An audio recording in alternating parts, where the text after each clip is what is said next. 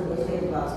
Now explain Parliament House. The Parliament House established on 18 January 1927. The Parliament has 77 history from 1947 to 2025. The Parliament House construction the parts of the center plan and inaugurated 8/5/2025. It has 65 acres square area. It has 880 seats for Lok Sabha and 380 for seats for Rajya Sabha. It is called added area. The construction of Parliament House took 6 years to completed. It is called another name Samsad Bhavan. Construction of Parliament House 77 articles from of the Constitution. The supreme law making body of the country.